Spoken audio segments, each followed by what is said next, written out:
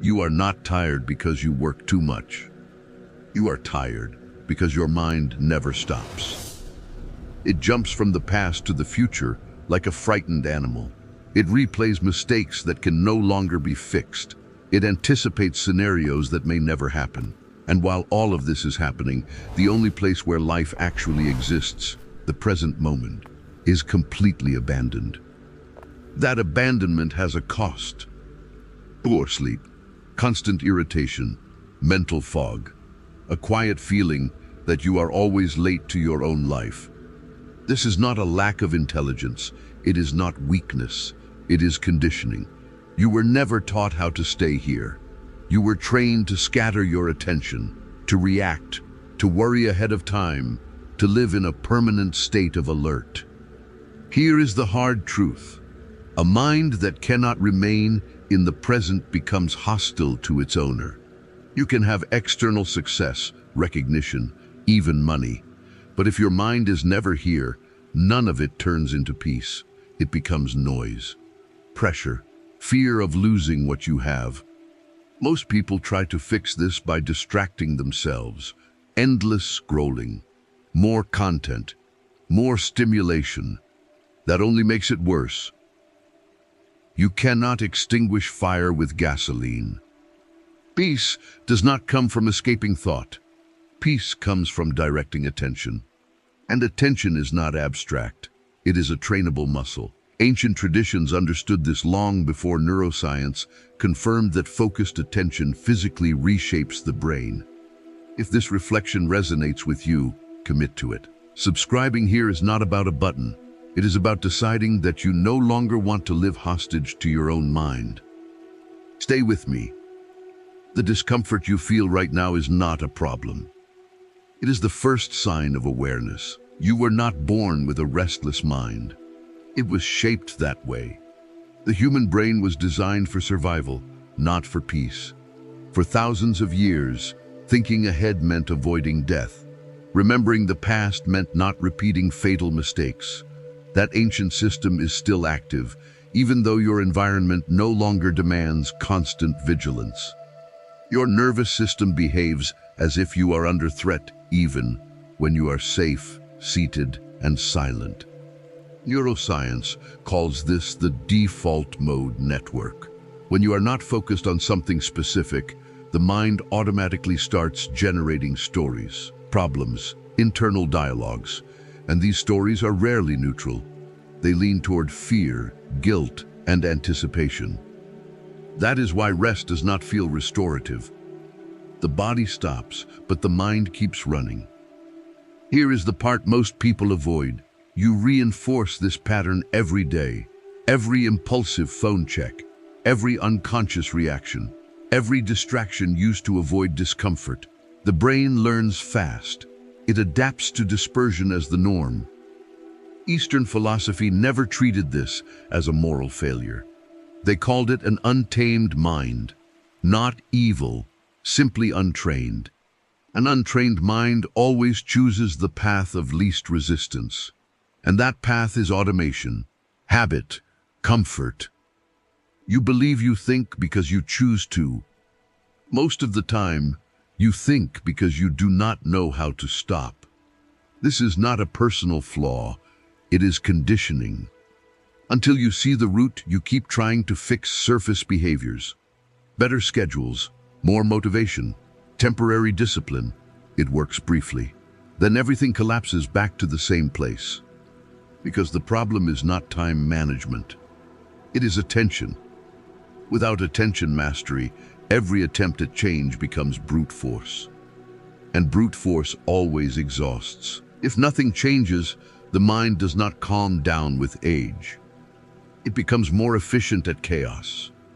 Repeated thoughts carve neural pathways. The more often you walk a path, the easier it becomes to enter it. What is mild restlessness today becomes constant anxiety tomorrow. What is distraction becomes an inability to sustain focus. What is mental fatigue becomes existential exhaustion.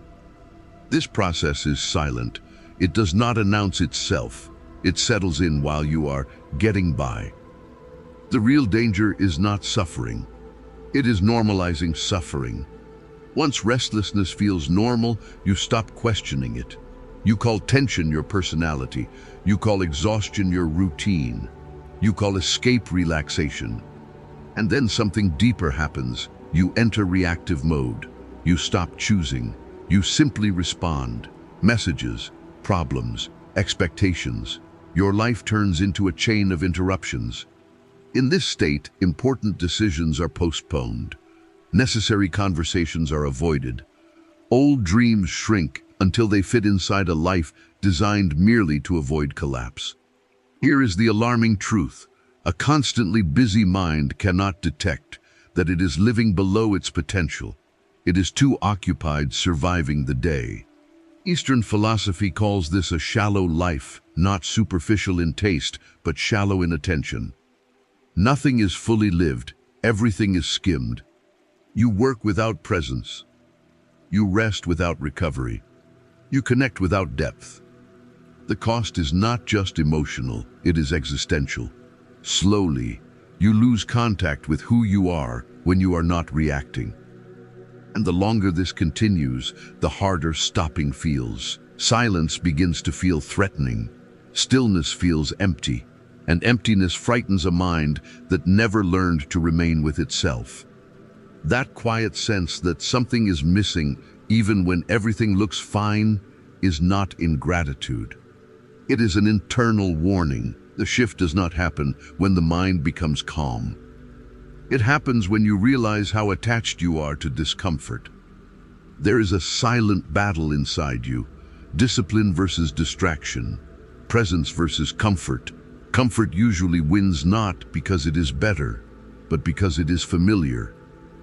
Staying present demands responsibility. It requires feeling the body, allowing emotions without anesthesia, pausing without immediate answers. For an untamed mind, this feels threatening. Distraction offers instant relief. A screen, a thought, a stimulus. It promises rest but delivers postponement. You escape briefly and return more tired than before. Discipline does not seduce. It does not entertain. It simply remains. And that is why the ego resists it. The ego prefers movement without direction to stillness with clarity. Here is the real conflict. You want control, but you resist the training that produces it. You want peace, but you avoid silence. You want clarity, but you flee focus. This creates frustration. You push harder, set rigid rules, fail, blame yourself, quit temporarily. It works, just not comfortably. Ancient traditions warned about this stage. The obstacle is not the world, it is impatience. The mind wants results before practice. Harvest without cultivation. Most people stop here, not because they are weak, but because no one prepared them for this phase, where there is no excitement, no novelty, only repeated choice. To stay, to feel, to return attention again and again. This is where discipline begins. The solution is not controlling thoughts. It is choosing where attention rests. Thoughts arise naturally, always. The difference between a restless mind and a peaceful one is not silence, it is non-attachment. You do not need to fight thoughts. You need to stop following them. The method is simple. That is why it is ignored. Choose a point of presence. Now, your breath, the contact of your feet with the floor, an object in front of you, one point. Stay with it for a few minutes. The mind will wander. That is expected. When it does, do not criticize, do not force, simply return. That return is the training. Each return strengthens attention. This is how neuroplasticity works, not through intensity, but through repetition. Eastern philosophy calls this gentle discipline. Neuroscience calls it attentional regulation. The name does not matter. The effect does. Gradually, the present moment stops feeling threatening. It becomes stable. You begin to respond instead of react. You feel emotions without drowning in them. You experience real fatigue and real rest. Peace stops being rare. It becomes the background, even on difficult days. Living in the present is not escaping the world. It is finally inhabiting it. If you reach the end, comment the word glass. That is the key. It proves you did not just listen, you stayed. And staying is where everything begins.